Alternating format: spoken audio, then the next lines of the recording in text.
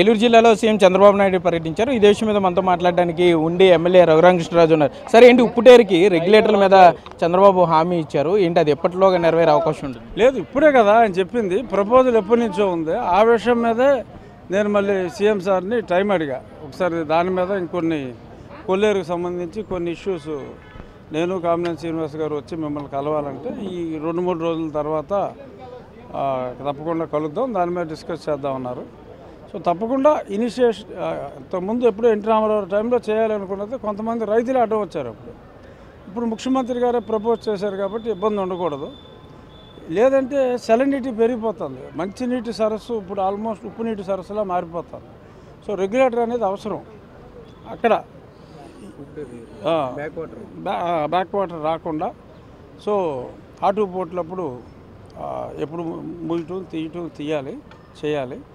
అది డెఫినెట్గా కార్యరూపం ఈసారి తప్పకుండా కార్యరూపం దాలుస్తుందనే ఆశాభావం అయితే మాకుంది. ఆకివీల్లో కూడా ఉండి నియోజకవర్గంలో ఈ వరద ప్రభావాన్ని కొంత ఆక్వా రైతు కొంత ఇబ్బంది పడ్డారు. అవి ఏమన్నా సీఎం దృష్టికి తీసుకెళ్ళారు? రైతు మా నియోజకవర్గంలో ఒక 10-15 ఎకరాలే, నథింగ్.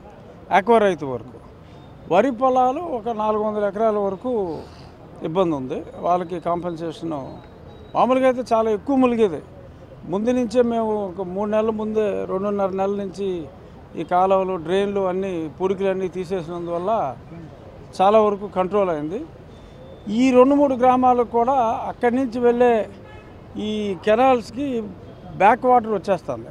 దానికి గేట్లు పెడితే ఇక్కడ స్టాగ్నేట్ అయిన వాటర్ని తోడేసుకుంటే ఆ ముంపు కూడా ఉండదు. చాలా తక్కువ ఖర్చు, ఒక 50-60 లక్షల్లో 2 గ్రామాలని శాశ్వతంగా ముప్పు నుంచి కూడా తప్పించవచ్చు. దాని మీద కూడా అంత ప్రపోజల్స్ రెడీ చేస్తున్నాం. అది కూడా ఒక రాబోయే 5-6 నెలల్లో ఆ గేట్లు అరేంజ్ చేస్తారు. ఉప్పుటేరు దగ్గరికి మీరు కూడా వెళ్ళారు, 2 రోజుల పాటు అక్కడే ఉండి మీరు కైకలూరు ఎమ్మెల్యే కామినేని శ్రీనివాస్ ఏంటి అంతా అక్కడ ఉండి అంత వరద ముంపు కారణం ఏంటంటారు? అంటే ఏం లేదు, అక్కడ ఆ బ్రిడ్జ్ దగ్గర, రోడ్డు బ్రిడ్జ్ దగ్గర, రైల్వే బ్రిడ్జిల దగ్గర ఆ కిక్కిస బాగా పట్టేసింది. ఆ గుర్రపడెక్క కాదు, కిక్కిస. గుర్రపడెక్క ఈజీ, మందు కొడితే చస్తుంది ఒకసారి. ఇది బోధ. సో ఇది పేకాల్సిందే, భూమిలోంచి పేకాలి. సో అందుకని చెప్పి ఆ బ్రిడ్జ్ దగ్గర పట్టేసిందని యాక్చువల్గా లక్కీగా 2 నెలల ముందే మేము మొదలుపెట్టాం. అందుకని 60-70% అయ్యింది. ఆ మిగిలిన దాన్ని గత 4 రోజుల్లో చాలా వరకు అందినంత వరకు, అంటే బ్రిడ్జ్ మేంచే మిషన్ పెట్టి అందినంత వరకు తీయటం జరిగింది. ఇంకా ఉంది. అది నెక్స్ట్ టైం నుంచి ఇబ్బంది లేకుండా ఎలా క్లీన్ చేయాలి అనే దాని మీద, ఎటువంటి ఎక్విప్మెంట్ తెప్పించాలి అనే దాని మీద కొన్ని ఆలోచనలు మేము చేసాం.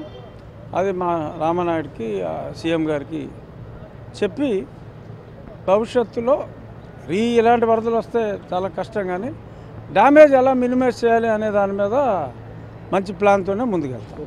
Thank you. అయితే మొత్తం మీద చూసుకుంటే కొల్లేరుకి సంబంధించి ఉప్పుటేరు వద్ద రెగ్యులేటర్ల అవసరం చాలా ఉందని చెప్తున్నారు. ఇప్పటికే సీఎం చంద్రబాబు ఏలూరు జిల్లా పర్యటనలో హామీ ఇచ్చారు కాబట్టి ఈ రెగ్యులేటర్లు నిర్మిస్తే ఇప్పటికే మంచినీటి సరస్సుగా పిలువబడుతున్న కొల్లేరు ఉప్పునీటి సరస్సుగా మారిపోయింది. సముద్రం బ్యాక్ వాటర్ ఉప్పుటేరు ద్వారా వచ్చేస్తున్న పరిస్థితుల్లో ఆ రెగ్యులేటర్ నిర్మాణం జరిగితే మరలా కొల్లేరుకు పూర్వ వైభవం వస్తుందని కూడా రఘురామకృష్ణరాజు చెప్తున్నారు. సీఎం చంద్రబాబు ప్రత్యేకంగా దృష్టి పెట్టడంతో పాటుగా రెగ్యులేటర్ నిర్మాణం త్వరితగతిన పూర్తి చేయడంతో పాటుగా కౌలు రైతులను ఆదుకునేందుకు నేరుగా వారి ఖాతాల్లోకే వరద ఏదైతే ముంపు నష్టపరిహారం ఉందో దాన్ని జమ చేస్తారంటూ కూడా ఉండి ఎమ్మెల్యే రఘురామకృష్ణరాజు చెప్పే పరిస్థితులు అయితే ఇక్కడ ఉన్నాయి. కెమెరామెన్ భాగ్యరాజ్తో సాగర్, బిగ్ టీవీ, ఏలూరు నుండి.